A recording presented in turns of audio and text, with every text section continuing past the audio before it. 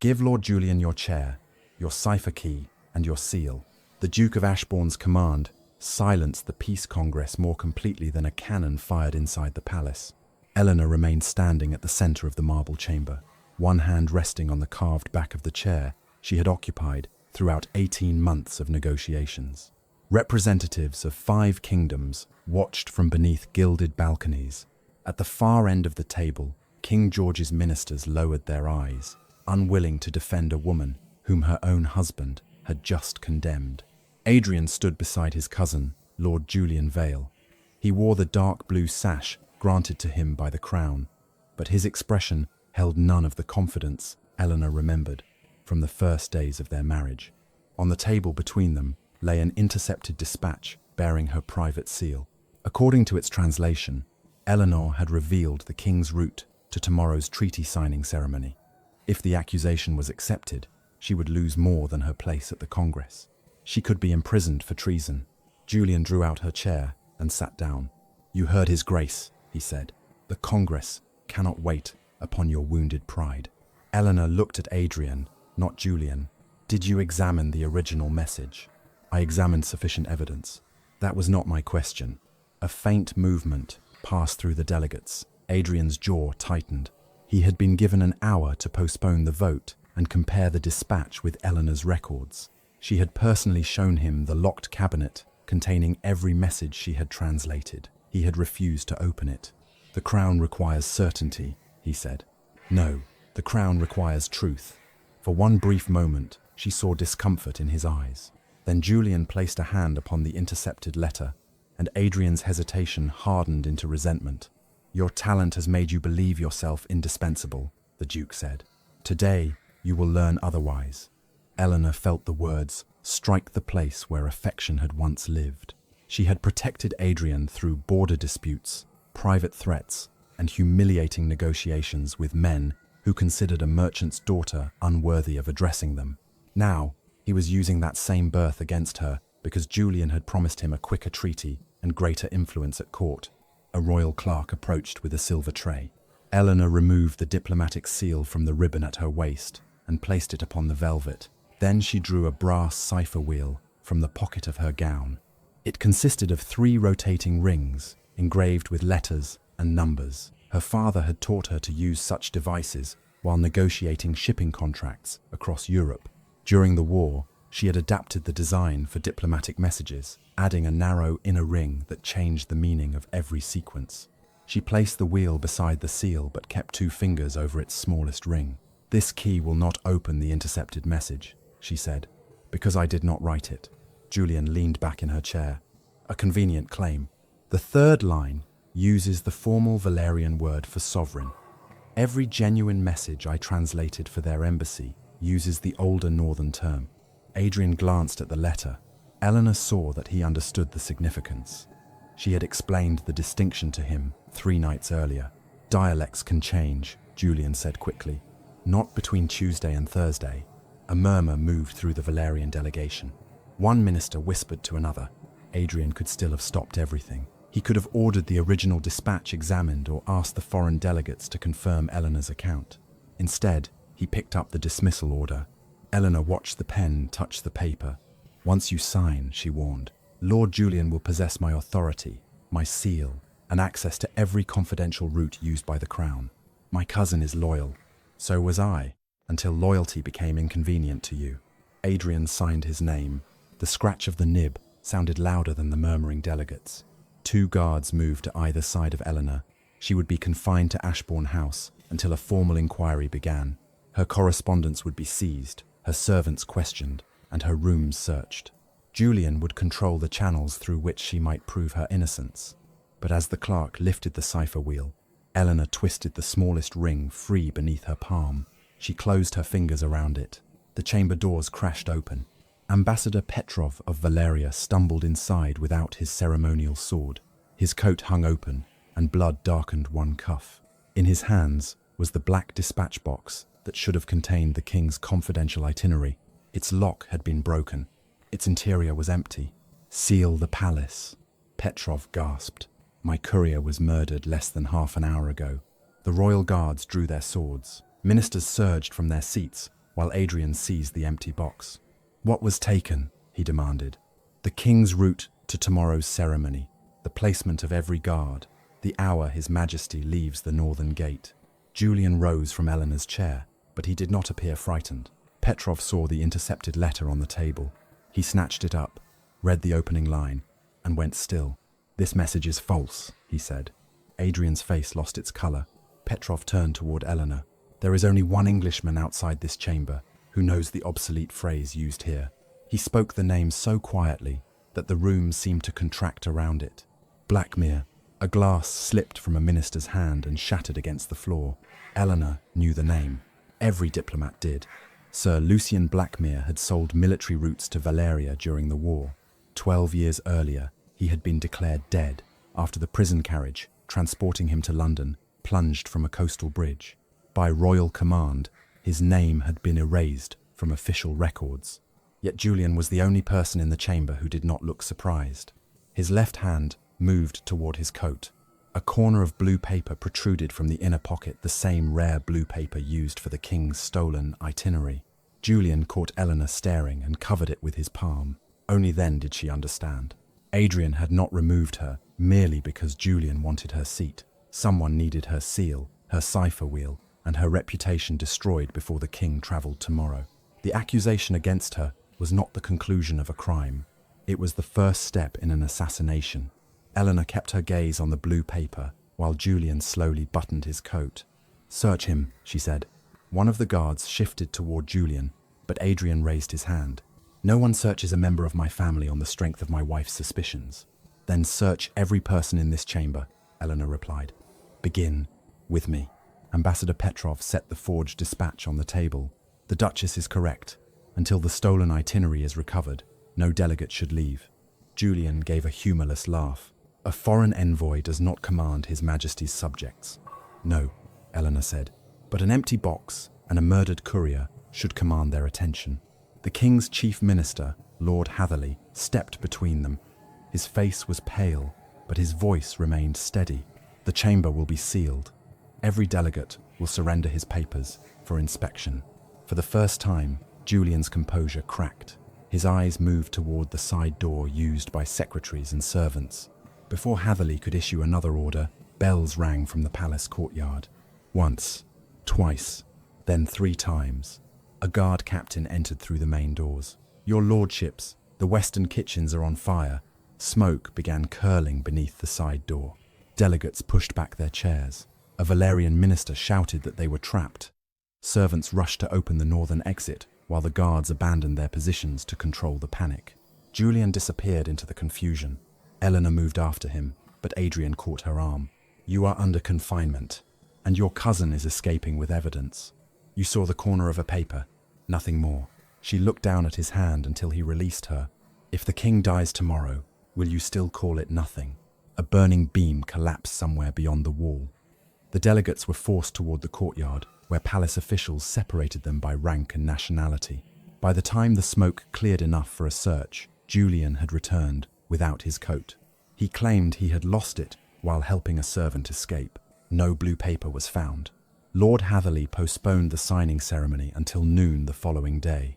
The king's route would remain secret until 1 hour before his departure, but the Peace Congress itself could not be delayed longer. Valeria's army was already massed near the northern border. If the treaty failed, fighting could resume within days. Eleanor was placed in a closed carriage between 2 guards. Adrian approached before the door was shut. "If you cooperate with the inquiry, I will ensure you are treated with dignity. You publicly called me a traitor and gave my seal to the man concealing stolen royal paper. I saw no such paper because you chose not to look." His expression hardened. "Julian returned from exile when no one else in my family would stand beside me, and I spent 6 years standing beside you." The words landed. For an instant, Adrian looked almost ashamed.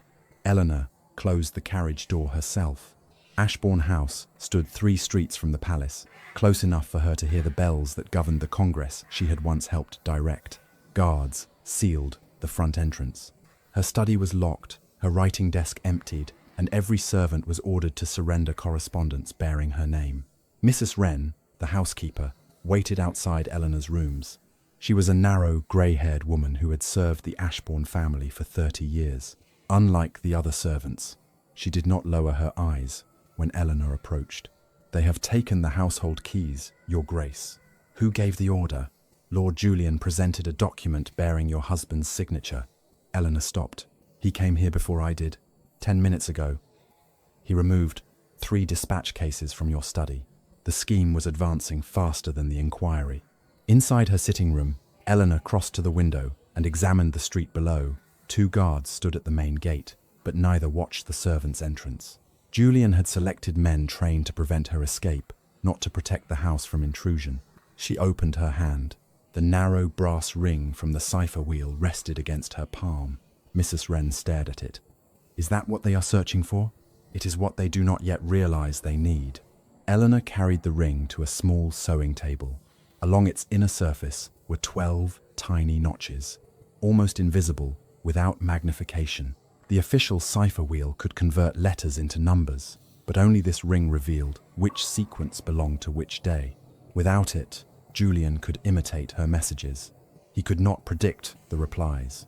Her father had taught her never to trust a code that depended on one secret alone. During the previous winter, that precaution had exposed a mistranslated artillery order and prevented 800 soldiers from marching across a frozen river.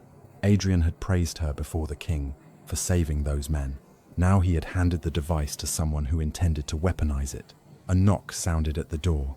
The guards admitted Thomas Reed, a junior clerk from the Peace Congress. He was barely 25 and carried an ink stain permanently along the side of his thumb.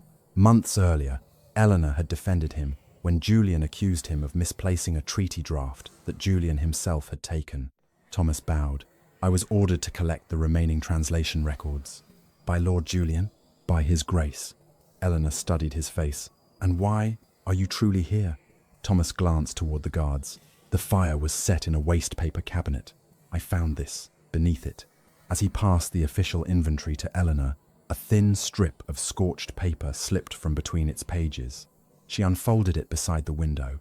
Only 4 words had survived. "Northern Gate. 3rd bell." Below them appeared half of a Valerian symbol and a line of numbers. Eleanor fitted the brass ring against the sequence.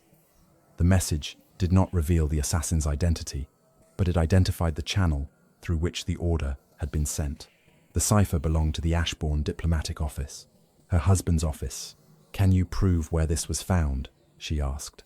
"The captain of the palace watch saw me retrieve it. He ordered me to give it to Lord Julian, but you brought it to me. You were the only person who noticed that my missing treaty draft had been stolen." Eleanor folded the fragment into the hem of her handkerchief. "If you continue helping me, you may lose your position. If I do nothing, the king may lose his life." It was the first offer of loyalty she had received that day, without a condition attached. Eleanor crossed to the locked study and examined the wax Julian had pressed over the door. She could not break it without appearing to destroy evidence, and leaving Ashbourne House would confirm every accusation against her. She also could not abandon the servants whose wages depended upon her household accounts. Julian's order had frozen those accounts that morning. Within a week, more than 40 families would be left without money. "I will remain here," she told the guards, "but nothing bearing my name leaves this house unless I inspect it first." One guard laughed. "You no longer possess that authority. I possess the knowledge required to distinguish my work from a forgery. If you remove another document without me, you may become the man who carries an assassin's orders into the palace." The guard's smile disappeared. Mrs. Wren returned with a wooden box discovered beneath the floor of Eleanor's emptied study. The lock had been forced, and the records inside were gone. Only one object remained, a stick of crimson sealing wax. Eleanor lifted it toward the light. Her private correspondence was sealed with dark green wax. The forged dispatch shown at the Congress had also appeared green beneath the chamber lamps. But where its edge had cracked, a thin red layer showed underneath. Someone had covered crimson wax with green pigment. Thomas stared at it. "The diplomatic office uses crimson." "Not the entire office," Eleanor said. She turned the stick and found a maker's stamp pressed into its base. "Yeah, Julian Vale." The initials seemed conclusive, yet the wax disturbed her for another reason. Julian had been granted access to the diplomatic office only that morning. The forged message had been intercepted 3 days earlier. Someone with authority inside Adrian's office had supplied Julian with the seal, the cipher sequence, and the crimson wax before Eleanor was removed. Someone her husband already trusted. Footsteps approached rapidly along the corridor. Thomas hid the scorched fragment inside his sleeve. Mrs. Wren closed the wooden box. Adrian entered, carrying the report from the palace search. "The coat Julian lost in the fire has been found," he said. The blue paper was still inside. Eleanor waited. Adrian placed it on the table. It was not the king's missing itinerary. It was a letter written in Eleanor's own hand, offering the forbidden Blackmere access to the palace. Eleanor did not reach for the letter. "Where was it found?" "Inside Julian's coat," Adrian replied. "Exactly where you claim to see the blue paper." Thomas stood near the window, with one hand pressed against his sleeve. The scorched fragment hidden there could implicate Adrian's office, but revealing it now would place both the evidence and the young clerk under Julian's control. Eleanor looked at the letter on the table.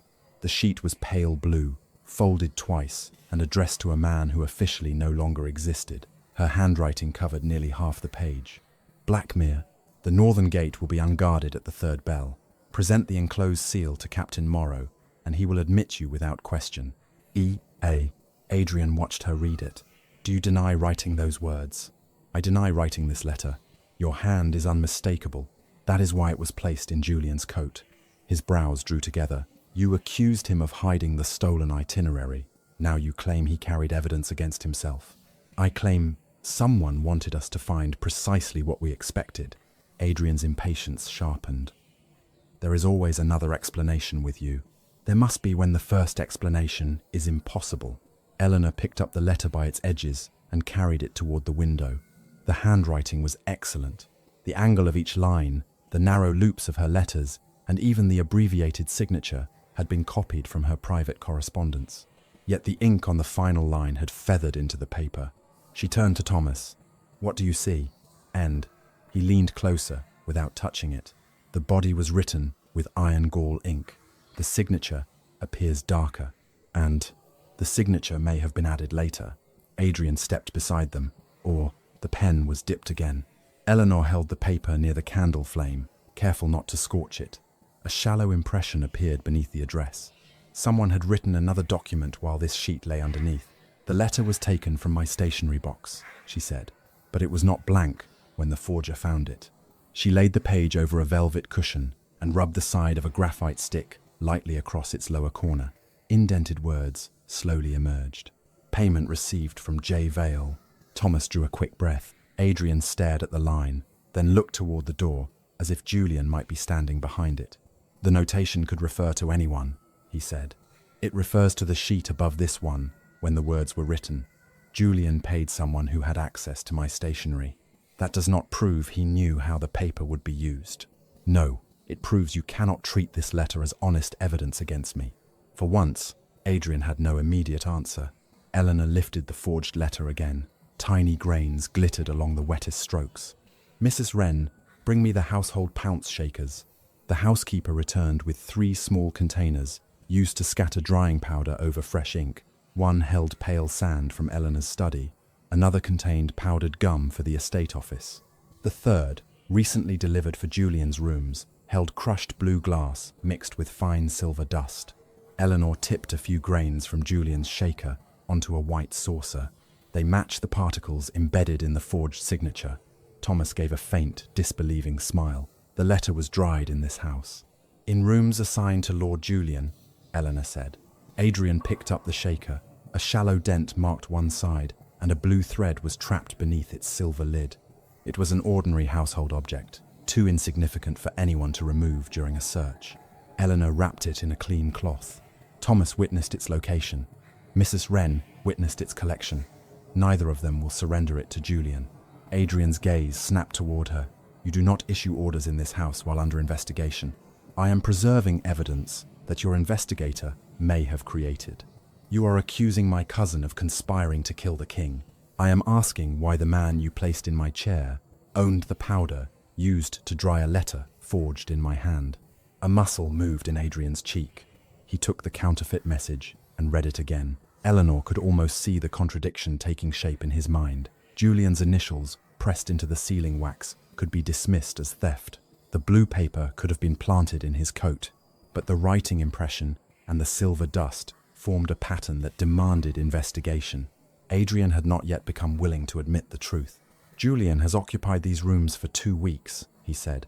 "Any servant could have entered them, and any servant could have borrowed his pounce shaker, copied my writing, stolen my stationery, learned a forbidden cipher, murdered a courier, set fire to the palace, and returned everything to the proper place.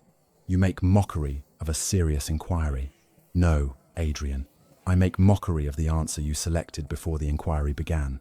The silence between them held 6 years of marriage, and every moment he had mistaken obedience for devotion. At last, Adrian reached for the wrapped shaker. Eleanor drew it away. "This remains with Mrs. Wren. I am Duke of Ashbourne, and I am the woman you intend to prosecute using evidence controlled by your cousin. This is my boundary. No document, object, or witness under this roof will be surrendered to Julian. You cannot prevent it. I can refuse to help you read the intercepted cipher." Adrian's expression changed. He had not realized that the brass wheel was incomplete. Eleanor saw the moment he understood. "The inner ring," he said. "You kept it. I protected it. You will give it to me when the evidence is placed before an independent royal examiner. If you obstruct the crown's itinerary is missing because you handed my authority to an unexamined man. Threatening me will not restore it. Claire." Adrian stepped back, as if she had struck him. A carriage stopped outside. Through the window, Eleanor saw Julian descend, wearing a borrowed coat. Behind him came 4 clerks carrying locked dispatch chests from the palace. A royal warrant in Adrian's name hung from Julian's hand. "He is moving the diplomatic archive here," Adrian said. "He is moving it within reach of the forger." Julian entered without waiting to be announced. His eyes travelled from the forged letter to the graphite impression, then to the silver pounce shaker wrapped in Mrs. Wren's hands. The knowledge in his face vanished almost instantly, but Eleanor had seen it. He smiled at Adrian. "I have discovered how the Duchess contacted Blackmere. With your permission, I will establish a new cipher office in her study and question every servant personally." Adrian hesitated. It was only a fraction of a second, but Julian noticed. So did Eleanor. "You may examine the servants in the morning," Adrian said. "Tonight, the records will remain sealed." Julian's smile tightened. Of course, it was a small victory, but it bought Eleanor several hours and proved that Adrian's certainty had begun to fracture. Julian instructed the clerks to place the dispatch chests outside her study. As the last man passed, Eleanor noticed a blue thread caught on the corner of one chest. It matched the thread beneath the lid of Julian's pounce shaker. Julian followed her gaze. He stepped close enough that Adrian could not hear his whisper. "You should have accepted your disgrace while it was still survivable." Eleanor met his eyes. "You should have chosen a woman who could not read your mistakes." For the first time, Julian stopped pretending she was merely an inconvenient wife. He looked at her as an enemy who had to be eliminated before morning. Julian stepped away as Adrian turned toward them. "Is there a difficulty?" the Duke asked. "None," Julian replied. "Your wife was reminding me how valuable she considers her own judgment." Eleanor watched the clerks stack the final dispatch chest outside her sealed study. "No one opens those chests tonight," Adrian said. 2 guards will remain in the corridor." Julian inclined his head, but his eyes stayed on Eleanor. An hour later, Ashbourne House settled into an uneasy silence. The servants were confined to their quarters, the main doors remained locked, and the diplomatic archive stood under armed guard. Eleanor did not sleep. Shortly after midnight, a soft scraping came from the corridor. She opened her door. 1 guard was slumped against the wall, breathing heavily. The second had disappeared. A dark liquid stained the rim of a teacup beside the sleeping man. The nearest dispatch chest stood open. Thomas Reed knelt before it with a bundle of papers in his hands. "Do not move," Eleanor whispered. His face was white. "I received a note ordering me to bring the Northern correspondence to Lord Julian. It carried His Grace's signature." "Where is the note?" "Inside the chest." Eleanor crossed the corridor and found the order lying on top of several decoded messages. The Duke's signature appeared genuine, but the paper smelled faintly of bitter almonds. She looked at the unconscious guard. "This was placed here to be found with you." Thomas lowered the papers. "I never touched his tea. That will not matter when Julian tells the inquiry that you drugged him." Footsteps sounded below. Eleanor closed the chest and locked it with the key still hanging from its lid. Return to my sitting room. Use the servants' passage. If I run, I will appear guilty. If you remain, you will be arrested before you can speak. Thomas disappeared behind a tapestry just as Julian reached the upper landing, with Captain Morrow and 6 royal guards. Captain Morrow was a broad-shouldered veteran with a scar across one eyebrow. He commanded the northern palace gate, the same entrance named in the forged letter attributed to Eleanor. Julian pointed toward the open corridor. There, the archive has been breached. His expression changed when he found Eleanor, alone, beside the locked chest. What are you doing here? I heard a disturbance. Julian crouched beside the unconscious guard. Drugged. Say. Captain Morrow picked up the false order. This bears the Duke's signature. It also smells of the substance poured into the guard's tea, Eleanor said. Place it in a clean envelope before the residue is lost. Julian reached for it. Captain Morrow pulled the document back. The Duchess is correct. It was the first time a royal officer had openly supported her judgment. Julian's mouth tightened. Search the house. A clerk was seen entering shortly before midnight. Which clerk? Eleanor asked. Thomas Reed. And who saw him? The missing guard. How convenient. Captain Morrow ordered 2 men to search the servants' quarters. Eleanor knew Thomas would be discovered eventually. If Julian questioned him alone, the scorched fragment in his sleeve would vanish. She had only minutes to change the direction of the inquiry. Eleanor turned toward the open bundle of northern correspondence, visible through the chest's narrow gap. The top document bore a red diagonal line, indicating immediate military action. Captain, those papers must be examined before anyone is arrested. Julian stepped between her and the chest. They are confidential. They are also out of sequence. The top message is dated tomorrow. Morrow looked at the document. Julian's voice sharpened. The Duchess no longer possesses diplomatic authority. But I possess eyes, Eleanor replied. Captain Morrow opened the chest. The message ordered 2 companies of royal guards to leave the northern gate at 11 the next morning and reinforce the river road. If obeyed, the gate would be nearly undefended at the 3rd bell. Morrow read it twice. No such movement has been authorized. The document carries your countersign, Julian said. It does not. Morrow pointed to the final stroke. I crossed the letter M from left to right. This was written from right to left. Eleanor examined the numeric sequence beneath it. Without the narrow ring hidden in her gown, the message appeared to decode correctly. With the ring aligned to the proper date, it produced a different sentence. Transfer the prisoner before dawn. The order concerning the northern gate was a false surface message. Someone inside the diplomatic office was using Eleanor's cipher system to conceal a second operation. Julian seized upon the discovery. Then the Duchess designed a code capable of deceiving the crown, he announced. She alone possessed the missing ring.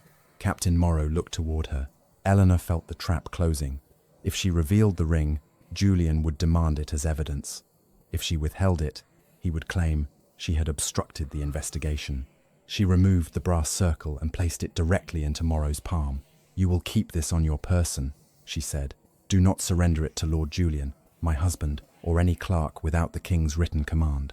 Julian's face flushed. You cannot dictate terms to a royal captain. I can state the condition under which I surrender my property. Morrow closed his fist around the ring. I accept the condition. It cost Eleanor the only advantage Julian had not controlled. It also placed the true cipher beyond his reach. Captain Morrow ordered the guard movements cancelled. By morning, the northern gate would hold twice its usual force. Adrian arrived moments later, still fastening his coat. Julian immediately approached him. Your wife concealed part of the royal cipher and created messages with 2 meanings. I discovered the altered guard order before it could be executed. Eleanor stared at him. Julian was stealing her intervention while using it as proof against her. Captain Morrow opened his mouth, but Adrian spoke first. Where is Thomas Reed? The guards dragged Thomas from the servants' passage. The scorched paper fragment was no longer in his sleeve. Eleanor saw a guard named Bell fold one hand behind his back. A dark edge protruded between his fingers. Julian had planted a man inside the search party. Thomas looked desperately toward Eleanor. She made her decision. I summoned Mr. Reed, she said. Adrian turned on her. For what purpose? To retrieve a document from the archive. Thomas stared at her in shock. The lie placed Eleanor in direct violation of her confinement order. It could turn suspicion into a formal charge, but it prevented Julian from isolating Thomas as the apparent traitor. "You admit attempting to access sealed diplomatic records?" Adrian asked. "I admit responsibility for Mr. Reed's presence. If someone is arrested, it will be me." Julian's satisfaction returned. Adrian ordered Eleanor confined to her rooms, and Thomas held under guard in the servants' hall. He did not permit Julian to remove either of them from the house. Before Captain Morrow left, he paused beside Eleanor. "You did not summon that clerk." She said nothing. "I saw him at the palace when he recovered something from the fire," Morrow continued quietly, "and I saw Guard Bell take it from his sleeve." Eleanor finally looked at him. "Can you recover it?" "I can try." "Do more than try. A king's life may depend upon it." Morrow nodded once and departed with the brass ring secured inside his uniform. At dawn, Adrian came to Eleanor's room carrying the false guard order and the original forged dispatch.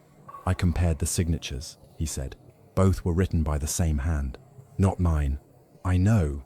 The admission was nearly inaudible. He placed a third document between them, the authorization granting Julian access to Eleanor's seal and diplomatic files. The date at the top was 3 days before the Congress. Before Adrian had publicly removed her, his own signature appeared at the bottom. "I do not remember signing this," he said. Eleanor examined the page, then asked the man who witnessed it. The witness line bore the name of Adrian's private secretary, Samuel Crowther, the one servant who had controlled every paper placed before the Duke for 7 years. Crowther was waiting downstairs. For the first time since the accusation began, Adrian had both the contradiction and the witness beneath the same roof. All he had to do was choose whether to hear the truth. Adrian sent for Samuel Crowther. His private secretary entered Eleanor's sitting room with careful steps and a leather portfolio pressed against his chest. Crowther was a thin man in his late 40s, known for remembering every appointment and misplacing nothing. That morning, however, sweat darkened his collar. Julian followed him inside. Eleanor looked at Adrian. "I asked you to question the witness, not invite the accused. My cousin has the right to answer allegations made against him. Then question them separately." Julian smiled. "Only a guilty person fears witnesses. Only a practiced liar requires an audience." Adrian struck the table with his palm. "Enough. Crowther, did you witness my signature on this authorization?" The secretary adjusted his spectacles, but did not examine the document. "I did, Your Grace." "When?" 3 evenings ago, in your library." Eleanor moved closer. "What else did the Duke sign that evening?" Crowther's eyes flickered toward Julian. "A household account, 2 invitations, and a request from the Foreign Office." "Which account?" "I do not recall." "You have recalled every paper placed before His Grace for 7 years." "I was tired." Eleanor pointed to the witness line. "Your name was written before Adrian signed. The final stroke of your surname lies beneath his ink." Crowther's hand tightened around the portfolio. Adrian bent over the document. The overlapping lines were visible, even without magnification. "Why was your name already there?" he asked. Crowther swallowed. "Lord Julian prepared the papers. I may have signed them in advance." "And did I read the authorization?" Adrian asked. A long silence followed. Julian stepped forward. "This examination is absurd. The Duke's signature is valid whether he read every line or trusted his secretary to summarize it." Eleanor looked directly at her husband. "That is how this began. Not with a forged signature, but with your willingness to sign whatever Julian placed before you." Adrian's face hardened. "You do not know that." "Then let Crowther answer." The secretary's breathing became shallow. Eleanor noticed a strip of black cloth beneath his cuff. It was mourning fabric, though no death had been announced in his family. A small smear of white powder marked the edge. "Your daughter is at St. Agnes Hospital," she said. Crowther recoiled. "How could you know that?" "The black band is from her school uniform. The powder is the medicine used in the fever ward." Julian's eyes sharpened. Eleanor stepped between him and the secretary. "What did they threaten to do to her?" Crowther's lips parted. A crash sounded outside the room. Mrs. Wren cried out in the corridor. When the door opened, Guard Bell stood over a shattered medicine bottle. A bitter odor filled the air. Crowther stared at the liquid spreading across the floor and went grey. My daughter needs that tonic, he whispered. Julian rested a hand on the secretary's shoulder. Then, you should be careful not to invent stories that might delay its delivery. Adrian heard the threat. Eleanor saw recognition enter his face. Still, he did nothing. Remove Lord Julian from the room, she said. Adrian did not move. Please, Crowther whispered. Whether the plea was directed toward the Duke or Julian, Eleanor could not tell. Adrian dismissed the guards, but permitted his cousin to remain. Something inside Eleanor went quiet. Crowther opened his portfolio and withdrew a bundle of letters tied with green ribbon. They appeared to contain messages between Eleanor and Blackmere, some dating back more than a year. These were discovered in the Duchess's locked study, he said. Mrs. Wren stepped forward. That is impossible. I inventoried the study every Monday. Those letters were never there. Julian ignored her. Read the final one. Adrian unfolded the page. It stated that Eleanor would secure Julian's appointment to the Congress, weaken the Northern Gate, and deliver the king's itinerary in exchange for protection after the assassination. The design was clever. It made her opposition to Julian appear to be a performance intended to protect them both. Adrian compared the handwriting with the letter found in Julian's coat. The same hand, he said. The same forger, Eleanor replied. Crowther lowered his head. Eleanor understood that he would not speak while his daughter remained within Julian's reach. Adrian, send Captain Morrow to St. Agnes Hospital. Place Miss Crowther under royal protection. Then, ask your secretary again. Julian laughed softly. On the advice of a suspected traitor?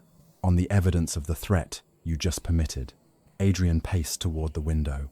The decision lay before him with brutal simplicity. He could separate the witnesses, protect a frightened child, and submit the documents to an independent examiner. Or he could accept the story that preserved his pride and spared him from admitting that he had empowered a conspirator. Julian placed another paper on the table. The king's ministers demand certainty before the treaty ceremony. Sign the declaration confirming Eleanor's removal and appoint me plenipotentiary in her place. Once I possess full authority, I can complete the peace without further scandal. Eleanor read the final clause. The declaration did more than remove her. It allowed Julian to issue emergency diplomatic credentials, alter the location of the signing, and request guard movements in Adrian's name. Do not sign this. Adrian's gaze remained on the letters. If I delay the treaty, thousands may die at the border. If you grant him this authority, the king may die before noon. You expect me to believe my own cousin has spent years constructing an assassination merely because particles of powder appeared on a letter? No, I expect you to investigate because the evidence contradicts the answer you want. Julian pushed the pen toward him. Eleanor spoke once more. Protect Crowther's daughter. Question him without Julian. Give Captain Morrow 1 hour to recover the paper taken from Thomas. If I am wrong after that, I will surrender the cipher ring and face the inquiry without protest. Adrian looked at her. For a moment, she remembered the man who had once trusted her judgment enough to place the future of his estate in her hands. Then he looked away. He signed. The declaration transformed Julian from a temporary replacement into the Crown's principal negotiator. Every guard commander would now be required to recognize his credentials. Every sealed diplomatic chamber would open to him. Crowther closed his eyes. Eleanor removed her wedding ring and set it on the table beside Adrian's signature. He stared at it. What are you doing? I have spent this day trying to save our marriage from your worst decision, she said. I will spend no more time doing so. His face changed, but she did not permit herself to look away. From this moment, my purpose is to protect the people your pride has placed in danger. Whether you recover from the consequences is no longer my concern. And Julian collected the declaration. Guard bell. Prepare the Duchess for transfer to the Tower. Adrian flinched. She remains in this house. Her presence compromises the archive. I said she remains. It was the smallest act of protection he could have offered, arriving after the only decision that mattered. Julian bowed and departed with the declaration. Within minutes, carriage wheels rolled away from Ashbourne House. The diplomatic chests went with him. Crowther was escorted downstairs. As he passed Eleanor, he stumbled and caught her hand. His fingers pressed a small brass token into her palm. On one side appeared the symbol of the abandoned Blackmere prison. On the other, someone had scratched 3 words: "The prisoner lives." Crowther was pulled away before he could explain. Thomas entered through the servants' door with Captain Morrow. Guard Bell had escaped, but Morrow had recovered the scorched fragment from his discarded glove. "The hidden order was not telling them to transfer you," Morrow said. "It refers to a male prisoner held beneath the old Valerian embassy." Eleanor looked at the token. Blackmere, a palace cannon fired in the distance. Once, it was the signal announcing that the peace ceremony had been moved forward. Thomas rushed to the window. The king's carriage has already left the palace. Eleanor examined the official notice delivered with the cannon signal. Julian had changed the signing venue to the old Valerian embassy and ordered Captain Morrow's men to escort a diplomatic prisoner through the northern gate. Both operations would begin at the 3rd bell. Julian was not merely preparing to admit an assassin. Adrian's signature had just given him the authority to release one. "The northern gate closes in 40 minutes, Captain Morrow said. Eleanor fastened Crowther's brass token inside her glove. "How quickly can we reach the old embassy?" "On horseback, 20 minutes. By carriage, 30. Adrian reached for the bell rope. "I will order Julian's authority revoked." Morrow blocked his path. "You cannot, Your Grace. The declaration appoints him plenipotentiary until the treaty is signed or formally abandoned. Revocation requires the king's seal. I am the man who appointed him, and every officer at the embassy has been warned that Blackmere's allies may forge a countermand in your name." Adrian stared at Eleanor. Julian had used the Duke's own distrust as a shield. Any attempt Adrian made to correct his decision would appear to be part of the conspiracy attributed to his wife. Eleanor took the false guard order from the table. The surface message moved soldiers away from the northern gate. The hidden message ordered Blackmere's transfer. Both lead to the embassy, but they serve different purposes. "To release the assassin," Thomas said. "No, Julian could have released him in secret. He wants Captain Morrow's men to escort Blackmere openly." Morrow understood first. A prisoner surrounded by royal guards can enter the embassy without being searched, and the king will believe those guards are protecting him. Adrian took his pistol from the writing desk. "Then we stop the carriage. You remain here," Eleanor said. He looked at her as though he had misheard. "My signature created this danger." "Yes, then I will correct it." "You cannot correct it by walking into Julian's trap. He has letters accusing me and documents bearing your signature. If you appear armed at the embassy, he will claim we are attempting to prevent the peace treaty by force. I will not hide while you risk your life. This is not about your courage." Her voice remained calm, which made the words cut more deeply. "It is about whether you can obey another person's judgment after demanding that everyone obey yours." Morrow unfolded a map of the embassy district. The king's carriage would approach by the ceremonial avenue, while the prisoner escort entered through a service arch beside the northern wall. Eleanor studied the streets. "The king will never reach the ceremonial entrance." Thomas pointed to the map. "Why?" "See, because the avenue passes beneath the embassy clock tower. Julian chose the 3rd bell for both arrivals, yet that bell has not rung in 12 years. Morrow frowned. The tower was damaged during the war. The bell mechanism was repaired last month under Julian's supervision. She remembered translating the Valerian work order. It mentioned a counterweight heavy enough to require 6 men, though the bell itself was small. "The bell is not the signal," she said. "It is the weapon." Adrian went still. "If the counterweight is released while the king's carriage passes beneath the arch, it will crush the roof." Morrow called 4 trusted guards.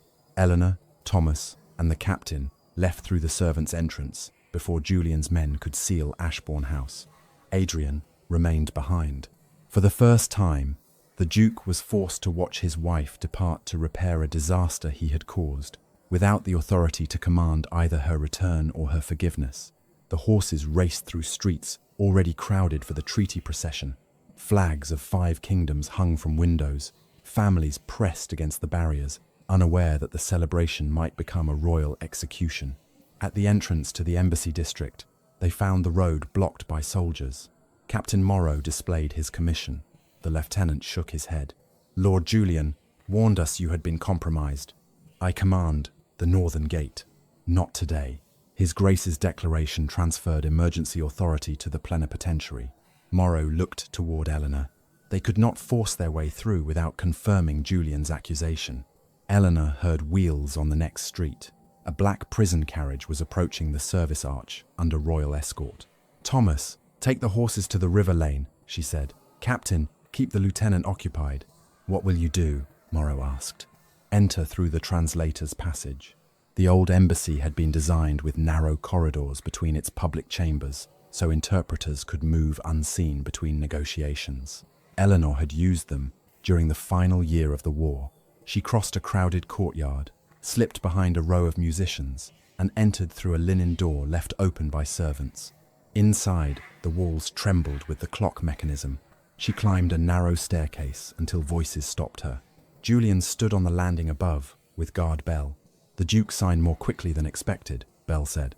"He always signs quickly when the alternative is admitting his wife was right." "And Blackmere?" "He enters with the escort. Once the bell falls, blame Ashbourne. The letters already established that he and the Duchess planned the murder together." Eleanor pressed herself against the wall. Julian had never intended to protect Adrian from the accusation. The Duke was not his partner, but his final scapegoat. Bell descended toward her. Eleanor opened the nearest door and stepped into the clock chamber. Ropes stretched between iron gears. The repaired counterweight hung directly above the avenue. A release lever had been connected to the third bell mechanism. She drew a sewing knife from her reticule and sawed at the smaller trigger cord. The first bell rang. The vibration shook dust from the ceiling. Outside, the crowd cheered. Eleanor cut faster. The second bell rang. The cord parted, but the release lever continued to descend. Someone had installed a second trigger behind the gear assembly. Julian had anticipated sabotage. Eleanor could not reach it without crossing beneath the moving mechanism. She removed the brass token from her glove and wedged it between two gears. The machine screamed. Metal teeth crushed the edge of the token, slowing the lever, but not stopping it. Through the narrow window, Eleanor saw the king's carriage enter the avenue. The prison carriage reached the service arch at the same moment. The third bell began to move. Eleanor seized the main rope and wrapped it around her forearm. The sudden force dragged her across the floor. Skin tore beneath her sleeve, but the bell stopped halfway through its swing. The counterweight shuddered above the royal carriage. Below, Captain Morrow broke through the barrier and shouted for the driver to turn. A shot cracked inside the embassy. The rope jerked from Eleanor's hands. The counterweight fell. It struck the rear of the king's carriage instead of the passenger compartment. Wood exploded across the avenue. Horses screamed, and guards threw themselves over the king as the vehicle overturned. The crowd became a flood of terrified bodies. Eleanor ran downstairs. At the service arch, the prison carriage stood open. 2 royal guards lay wounded beside it. A tall man in a grey coat walked calmly through the smoke, escorted by Julian. Sir Lucian Blackmere was alive. He raised a pistol toward the overturned royal carriage. Eleanor shouted in Valerian, "The treaty is false." Blackmere turned instinctively toward the language. Captain Morrow fired first. The shot struck Blackmere's shoulder, spinning him behind a stone column. Julian dragged him through the embassy door while Guard Bell fired into the crowd to cover their retreat. Thomas reached the king's carriage and helped pull the injured driver clear. The king was alive, but blood ran from a wound at his temple. A royal minister found Eleanor amid the smoke. "You knew the mechanism," he said. "How?" Before she could answer, Julian appeared on an upper balcony. He held Adrian's signed declaration in one hand and pointed at Eleanor with the other. "The Duchess of Ashbourne has attacked the Peace Congress," he shouted. "Her husband authorized the guard movements that brought Blackmere here." Soldiers surrounded Eleanor and Captain Morrow. Adrian arrived on horseback moments later, having disobeyed her order. He carried no weapon, but the officer, commanding the royal guard, placed him under arrest. "By whose authority?" Adrian demanded. "By the Crown's. Your signature admitted a traitor into the king's presence." Adrian looked toward the ruined carriage and finally saw the full cost of the choice he had refused to question. His political office was stripped from him before the crowd. His ducal guard was placed under royal command, his London residence sealed, and every Ashbourne account frozen, pending a treason inquiry. He could no longer protect Julian, Eleanor, or even himself with a title. As soldiers led them away, Thomas ran from the damaged carriage, carrying a leather dispatch pouch. "I found this beneath the prisoner's seat." Inside was a coded list of 5 names. Eleanor aligned Captain Morrow's brass ring with the first sequence. The names were not assassins. They were children being held to control 5 members of the Peace Congress. Crowther's daughter appeared first. Beside the final sequence was a time: sunset. Blackmere and Julian had failed to kill the king, but unless Eleanor found the hostages before evening, 5 terrified delegates would be forced to destroy the peace treaty and blame the betrayal upon her. Eleanor folded the coded list before the soldiers could take it. 5 children will die by sunset if you imprison me now. The commanding officer reached for the pouch. Captain Morrow stepped between them. She prevented the king's death. She also entered the embassy without authority. Ambassador Petrov emerged from the smoke with blood on his sleeve and fury in his eyes. "Then arrest me as well," he said.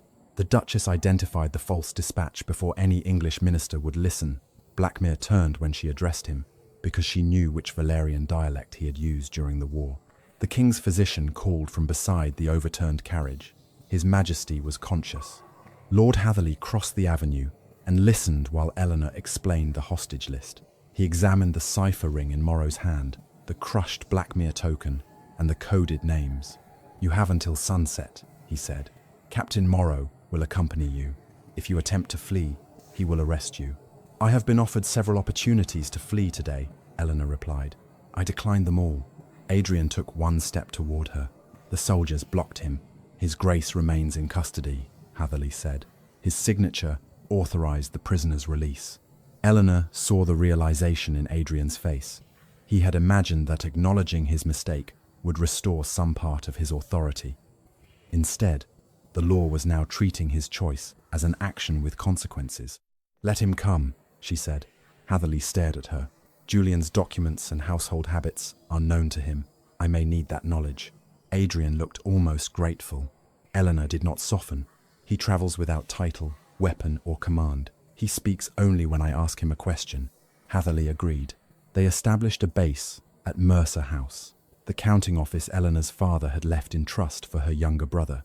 The property stood beyond Adrian's control because her marriage settlement reserved its income for her family's support. Julian could freeze the Ashbourne accounts, but he could not lawfully seize the building without a separate order. The old office smelled of paper, rope, and river damp. Shipping maps covered one wall. Ledgers filled shelves from floor to ceiling. Adrian stopped beside a row marked Ashbourne Relief. "What are these?" "The grain purchases during the winter shortage. You told me the tenants survived because the southern harvest was better than expected." "The southern harvest failed." Eleanor opened a ledger showing payments made through her father's trading contacts. She had used the trust's income to purchase grain before prices doubled, then allowed the estate accounts to record the deliveries as ordinary revenue. "Why did you conceal this from me?" "You were negotiating your first government appointment. Julian had already begun telling the ministers that your estate was poorly managed. I protected the tenants and your reputation." Adrian ran one finger down the columns. The records covered 3 winters, 2 failed harvests, and repairs to the soldiers' cottages. Eleanor's work had preserved the stability upon which his political rise had been built. "I believed Crowther handled these purchases. Crowther carried my instructions. You saved Ashbourne from insolvency. I saved 40 families from hunger. Ashbourne benefited." The distinction silenced him. Eleanor placed the coded hostage list beside the scorched fragment Thomas had recovered. Both used the same numeric channel. The brass ring revealed the true letters, but the result appeared to be meaningless. Blue Saint, broken ore, and glass, rain, and Thomas frowned. Locations? Not directly. Blackmere used commercial phrases during the war because merchants crossed borders more freely than soldiers. Eleanor opened one of her father's shipping indexes. The phrases matched identifying marks once used for riverside warehouses. Blue Saint referred to a painted tile above a former chapel. Broken OR identified an abandoned boat builder's yard. Glass Rain meant a warehouse with a shattered skylight. All 3 descriptions belonged to the same property near Wapping. Captain Morrow gathered 6 officers. "Too many," Eleanor said. "Julian will have watchers at the roads." "Then how do we enter?" "By river." Her father's former foreman, Mr. Hale, maintained a cargo boat behind Mercer House. He had known Eleanor since she was 14 and had taught her to distinguish foreign ships by the cut of their sails. When she explained that children were in danger, he asked no questions about the accusation against her. "I will take you," he said. Adrian moved toward the boat. Eleanor stopped him. "You remain here. You required my knowledge, and I have not yet required your presence. I can help. You can begin by giving Captain Morrow the names of every servant Julian brought into Ashbourne House." Adrian hesitated. Some of those men had served his family for years. Naming them would expose how completely his household had been compromised and could permanently destroy his standing among his relatives. Then he sat at the desk and began writing. Eleanor watched him complete the list, sign it, and surrender it without requesting immunity or favor. It was the first useful act of accountability he had taken. It did not erase the others.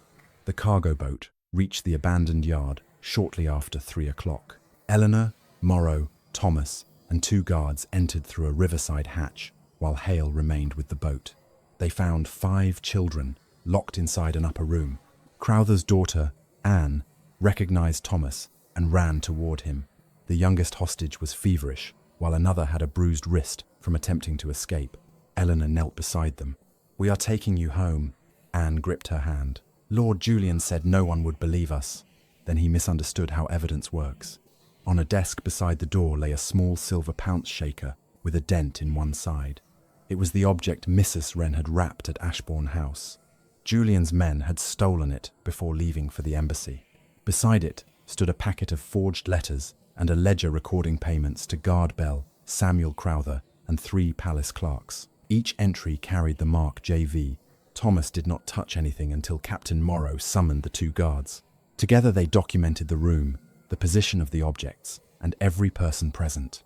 Morrow sealed the ledger inside the leather pouch, recovered from Blackmere's carriage. Both guards signed across the wax. Anne then gave her account. "Lord Julian came here yesterday. He told Mr. Crowther that I would receive no medicine unless my father signed whatever he was given. A tall man with a wounded shoulder was with him." "Blackmere?" Morrow asked. Anne nodded. Father whispered the name after they left. They had a living witness, a payment record, the forged correspondence, and an object connecting Julian's rooms to the conspiracy. For the first time, Eleanor possessed evidence that did not depend solely upon her interpretation. Morrow carried the sealed pouch. Thomas carried the feverish child. Eleanor led the others toward the river hatch. A gunshot sounded outside. Mr. Hale fell backward into the boat. Julian stood on the quay with a pistol in his hand. Guard Bell and 8 armed men blocked the river path. "So this is the great Eleanor Ashbourne," Julian called. "A merchant's daughter still foolish enough to believe a properly kept ledger can defeat a loaded gun." "Aye." Morrow pushed the children behind a stack of timber. Julian pointed his pistol toward the leather pouch. "Give me the ledger, and the children leave alive." Eleanor looked at the narrow river, the wounded foreman, and the frightened faces behind her. She had secured the proof that could destroy Julian. Now he had forced her to choose between preserving it and protecting the people whose lives mattered more. Eleanor held out her hand to Captain Morrow. "Give me the pouch." "No," he said. "This evidence belongs before the Crown. The children belong with their families." Julian cocked his pistol. "You have 10 seconds." Morrow's jaw tightened. The sealed ledger could expose every payment in the conspiracy, but the key offered no clear shot. Julian's men stood behind the children's only route to safety. Eleanor took the pouch from Morrow and stepped into the open.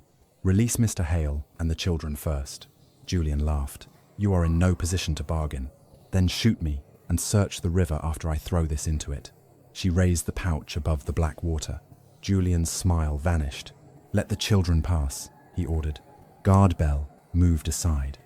Thomas carried the feverish child toward the boat, while the others followed.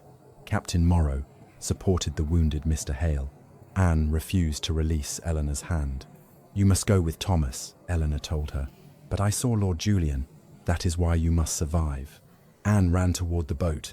When the last child was aboard, Eleanor tossed the pouch onto the stones between herself and Julian. He did not bend to retrieve it. "Bell." The guard poured lamp oil over the leather and dropped a burning match. Flames consumed the pouch, the payment ledger, and the forged letters inside it. The silver pounce shaker blackened in the fire. Julian watched Eleanor's expression. "You built your entire case from paper," he said. "You should have remembered how easily paper burns." Captain Morrow and 2 royal guards witnessed its contents. They witnessed what you told them it contained.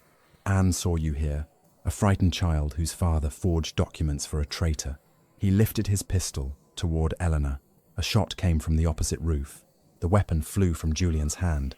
Adrian stood above the warehouse with 2 of Morrow's officers. Blood ran from a cut across his forehead. He had used the list of compromised servants to identify one man who had delivered supplies to the riverside yard. After learning the address, he had led the officers through an adjoining warehouse. Guard Bell fired toward the roof. Morrow answered from the boat, striking Bell in the leg. The key erupted into gunfire. Julian overturned a cart for cover, then escaped with 3 men through a passage between the buildings. His remaining accomplices surrendered. Adrian came down to the quay. He reached Eleanor, saw the burned evidence, and lowered his pistol. "I came too late. You came after obeying an instruction," she said. "That is not nothing. It was also not forgiveness."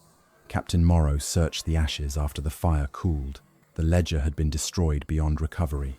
The silver pounce shaker had melted into a distorted lump, erasing both the dent and the maker's details. Only its lid remained recognizable. A length of blue thread was still trapped beneath the rim. Morrow sealed the lid in a separate evidence cloth and gave it to one of the royal guards. "This proves the shaker was there," Thomas said. "It proves a shaker with blue thread was there," Eleanor replied. "Julian will say we brought it ourselves." By sunset, all 5 children had been placed under royal protection. Anne's feverish companion received treatment, and Mr. Hale's wound was declared survivable. Yet when Eleanor returned to London, handbills carrying her name had already appeared across the city. Duchess's treasonous plot exposed. Julian had reached the Foreign Office before them. He claimed Eleanor had kidnapped the children of 5 delegates, manufactured a false ledger, and lured him to Wapping so Adrian could murder him. Worse, Samuel Crowther had disappeared from Ashbourne House. Without him, Eleanor could not prove why the documents had been signed. At the emergency session of the Peace Congress, Julian presented a final letter purportedly written by Eleanor. It ordered Blackmere to kill the king if the Valerian delegation refused to surrender 3 disputed provinces. The delegates erupted.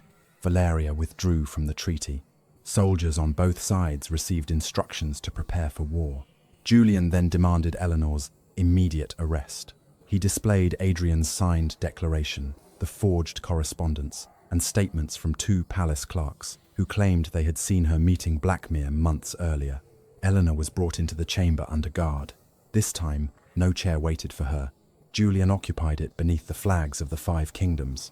Adrian stood beside Lord Hatherley, without his ducal sash. He had been offered a choice before Eleanor entered: confirm that she had manipulated him into signing the authorization, or accept personal responsibility for giving Julian access to the royal roots. If Adrian blamed her, the crown would restore part of his authority while the investigation continued. Lord Hatherley addressed him before the Congress. "Did your wife deceive you into signing the declaration?" Adrian looked at Eleanor. "No." Julian's head turned sharply. Adrian continued. "She warned me that the intercepted dispatch was false. She identified contradictions in the seal, the language, the ink, and the cipher. She asked me to protect Crowther's daughter and submit the evidence to an independent examiner." "Why did you refuse?" Hatherley asked. "Because accepting her judgment required me to admit that I had chosen vanity over truth. I gave my cousin her position because he promised me political influence, and because I resented how often her skill exposed my dependence upon her." A murmur swept through the chamber. Adrian faced the assembled delegates.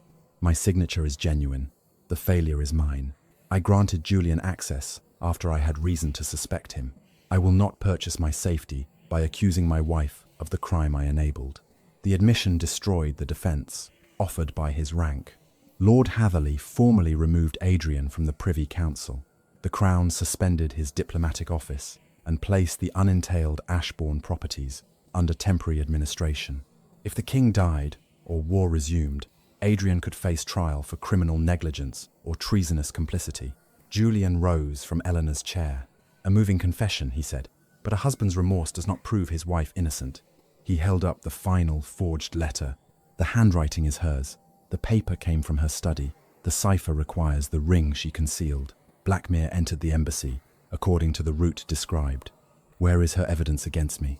Ah, the handwriting. The chamber fell silent. The ledger was gone. Crowther was missing. The pounce shaker had been reduced to a scorched lid. Captain Morrow's account could be dismissed as loyalty to Eleanor after she saved the king. For several terrible minutes, Julian appeared to have won. Lord Hatherley ordered Eleanor held until a royal tribunal could meet the next morning.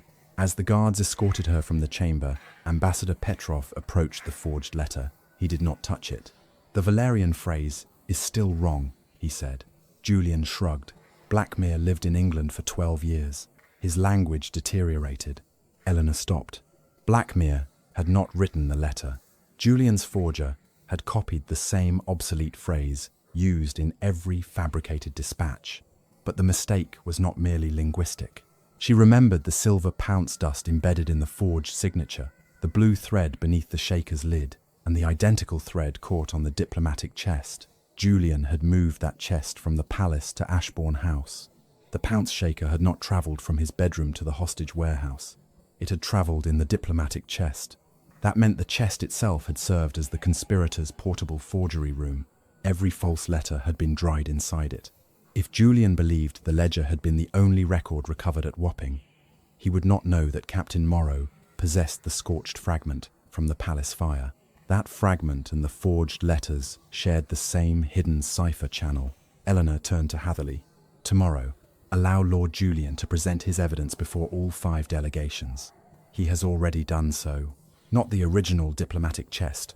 Julian's eyes narrowed. Eleanor continued. Tell him the Crown has recovered a complete payment record from a concealed compartment inside it. There was no such record, Thomas whispered. I know. Understanding entered Morrow's face. Eleanor looked directly at Julian. A guilty man will attempt to prove that compartment never existed. An innocent man will have no reason to know where we claim it was hidden. Julian's expression remained controlled, but his fingers closed around the arm of her chair. The evidence that could condemn him had been burned. Now Eleanor would create something more dangerous. A lie that only the true conspirator would know how to contradict. Before dawn, Eleanor gave Captain Morrow 3 instructions. Move the rescued children to separate guarded residences. Place Mrs. Wren and Thomas Reed under the protection of Lord Hatherley. Then remove the original diplomatic chest from Ashbourne House and seal it inside the royal evidence room. No one opens it, she said, not even you. Morrow examined the blue thread caught on its corner. What if Julian refuses the bait? He will not. He believes the burned ledger was the only record connecting him to the hostages. The possibility of a second copy will frighten him more than an accusation. Thomas stood beside the scorched fragment recovered from the palace fire. And if he simply denies knowing anything about the chest, then we proceed with the evidence we possess. Eleanor aligned the brass cipher ring with the surviving numbers. The hidden message again produced the order to transfer Blackmere before dawn. She wrote the decoded words on a separate sheet, signed it, and asked Morrow and Thomas to witness the time. The original fragment was then placed beneath glass and sealed around all 4 edges. No one would be able to replace it without breaking the royal wax. Shortly after 7, Lord Hatherley released the promised rumour. A complete payment record had been discovered inside a concealed compartment in the diplomatic chest. At 8, a palace clerk arrived at the evidence room carrying an order to surrender the chest to Lord Julian. The order bore Adrian's signature. Adrian was under guard and had written nothing. Morrow arrested the clerk without opening the evidence room. Inside the man's coat, he found a narrow iron tool, a bottle of lamp oil, and instructions to remove the chest's lower brass plate. The instructions contained no signature. Eleanor had expected that. Julian would claim the clerk acted alone. The royal tribunal assembled at 10 in the same chamber where Eleanor had lost her seat. 5 delegations occupied the long table. The king, recovering from his wound, observed from behind a carved screen while Lord Hatherley presided. Julian sat in Eleanor's chair. He attacked first. The Duchess of Ashbourne possessed the cipher ring required to create every hidden message, he declared. She had access to the king's routes, knowledge of the embassy, and a personal network beyond her husband's control. When her conspiracy was discovered, she invented accusations against me. A. He presented the forged letters in chronological order. The story they told was plausible. Eleanor had supposedly contacted Blackmere a year earlier, manipulated Adrian into supporting the peace congress, and arranged the king's assassination so war would enrich her family's shipping interests. Julian claimed the kidnapped children had been placed at Wapping by Eleanor's agents to silence delegates who suspected her. Several ministers looked toward her with open disgust. Then Julian displayed her father's commercial ledgers. The Mercer Trust stood to profit if war resumed. Eleanor rose. My father's business has not transported weapons in 16 years. Turn to the page marked February. Hatherley opened the ledger. The account showed that Eleanor had refused a military shipping contract worth £12,000. Beneath it appeared purchases of grain and medicine for Ashbourne tenants. If profit were my purpose, she said, I would not have rejected the only contract that depended upon war. Julian smiled. A convenient sacrifice to establish respectability. Made 4 years before you claim I contacted Blackmere, the first contradiction entered the record. Eleanor then asked Captain Morrow to present the order that would have removed guards from the northern gate. Who first claimed this document carried Captain Morrow's countersign? She asked. Lord Julian, Morrow replied. Did it? No. The signature was copied incorrectly. Who discovered the hidden message? The Duchess. Did she retain the cipher ring afterward? No. She surrendered it to me before the embassy attack. Julian leaned forward. After possessing it long enough to create the order, Eleanor faced him. Then explain why I exposed the order before it was obeyed. To protect yourself once the plan became dangerous. And why did I strengthen the gate through which you say I intended to admit Blackmere? Julian paused. Only briefly, but every delegate saw it. Eleanor moved to the forged letter found in his coat. Thomas described the graphite impression beneath its address. Payment received from J. Vale. Mrs. Wren testified that the stationery came from Eleanor's locked study and that Julian had removed dispatch cases before Eleanor returned from the Congress. The housekeeper is devoted to her mistress, Julian said. So let us use an object without loyalties. Captain Morrow displayed the scorched silver lid recovered at Wapping. Blue thread remained trapped beneath its rim. He then presented the cloth in which Mrs. Wren had originally wrapped the pounce shaker at Ashbourne House. Silver dust and several fibres of the same blue thread clung to the fabric. Finally, a royal guard carried in the diplomatic chest. A matching thread remained caught on its corner. The shaker travelled inside this chest, Eleanor said. It was used to dry the forged signatures, moved to Ashbourne House, then taken to the hostage warehouse. Julian laughed. Threads are not treason. No, but impossible knowledge may be. Lord Hatherley questioned the clerk arrested outside the evidence room.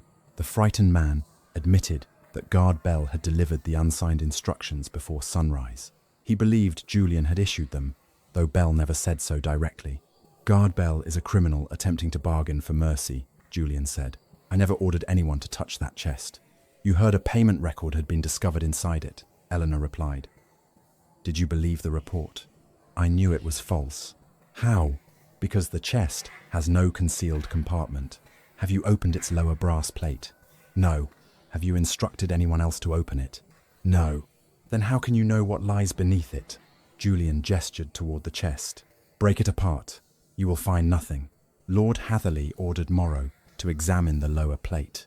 The captain removed 4 screws. Behind the brass lay an empty space large enough to conceal a thin ledger. Julian's eyes hardened, but he recovered quickly. An empty compartment proves nothing. No, Eleanor said. Its emptiness is precisely what matters. She asked for the scorched fragment. The original remained sealed beneath glass. Its edge contained a partial Valerian symbol, followed by the hidden transfer order. The visible surface message concerned the northern gate. Eleanor placed it beside the forged letter attributed to her. Lord Julian claims I created both messages. If so, only I should know the private sequence that connects them.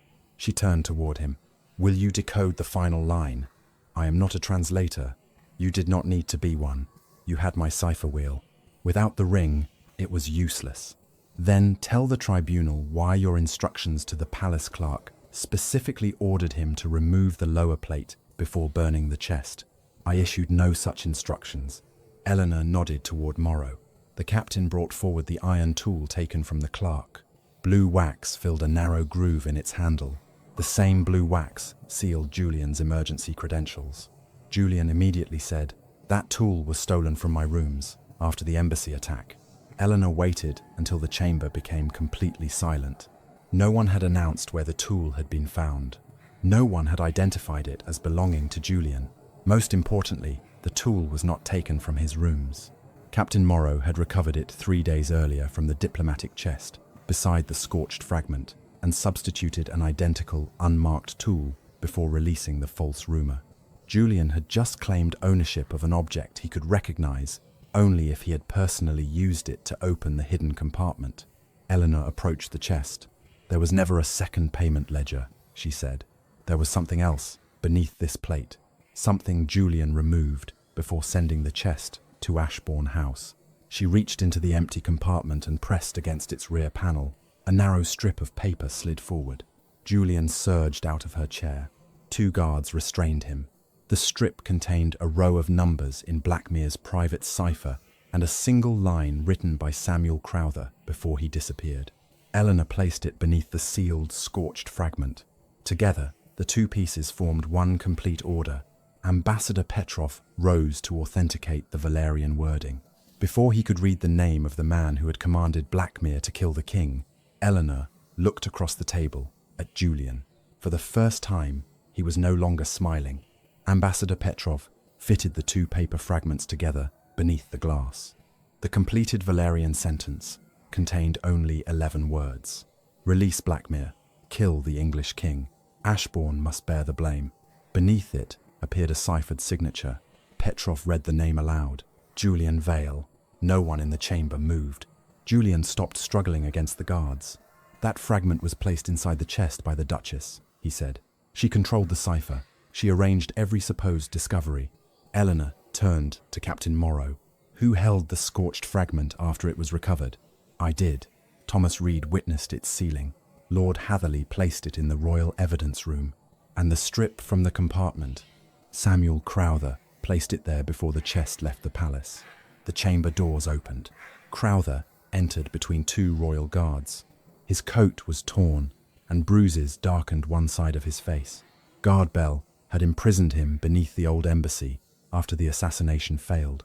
Acting on the ciphered location in Blackmere's token, Morrow's officers had found him before dawn. Crowther faced the delegates. "Lord Julian ordered me to prepare the Duke's authorization 3 days before the Congress. He promised medicine for my daughter if I obeyed. When I learned that Blackmere would murder the king, I copied their final order and hid part of it beneath the chest plate." "Why divide it?" Lord Hatherley asked. "Because Julian searched every paper leaving the diplomatic office. I dropped the other portion into the waste cabinet before Guard Bell set it on fire. Thomas had rescued one half from the flames. Crowther had hidden the other where Julian's own panic would eventually reveal it." Julian looked toward Adrian. "You signed the authorization willingly. If I am guilty, so are you." Adrian stepped into the center of the chamber. "I am guilty of granting you power after my wife warned me not to trust you. I am guilty of valuing my pride above her judgment. But I did not command Blackmere, forge her letters, threaten a child, or attempt to murder the king. He did not ask Eleanor to defend him." That restraint was the first indication that he finally understood repentance could not become another demand placed upon her. Lord Hatherley questioned Crowther carefully. The secretary explained that Blackmere had survived the prison carriage accident 12 years earlier because Julian's father bribed 2 guards to stage his death. Blackmere was hidden abroad until Julian required a man already trained to exploit royal roots. Julian's plan depended upon 4 steps. First, forged correspondence would establish Eleanor's relationship with Blackmere. Second, Adrian would remove her from the Congress and give Julian access to her seal, cipher wheel, and confidential routes. Third, the king would be killed beneath the embassy bell, while Blackmere entered under royal escort. Finally, Adrian and Eleanor would be blamed together. Adrian's execution, or permanent disgrace, would place Julian next in line to inherit the unentailed Ashbourne wealth, while war at the northern border would enrich the foreign creditors who had financed him. You needed my husband to distrust me, Eleanor said. Julian's expression filled with contempt. I merely gave him permission to do what he already wanted. The words struck Adrian more powerfully than any sentence the tribunal could impose. Eleanor did not contradict them. Julian had created the conspiracy, but Adrian's resentment had opened the door. He had been given repeated opportunities to close it and had chosen not to do so. Captain Morrow then produced Blackmere's brass token. The damaged teeth along its edge matched the clock gears above the Embassy Avenue, confirming how Eleanor had stopped the counterweight long enough to save the king. The 5 rescued children entered under guard. Anne Crowther identified Julian as the man who had threatened to withhold her medicine. 2 other children recognized Blackmere and Guard Bell. The final resistance in the chamber collapsed. Julian Vale was arrested for high treason, attempted regicide, kidnapping, forgery, and murder. His private property was seized pending trial, while the creditors who financed him were detained at the coast. Guard Bell faced charges for murder, abduction, and conspiracy. The 2 palace clerks who had forged Eleanor's handwriting surrendered their copying sheets and received reduced sentences for testifying.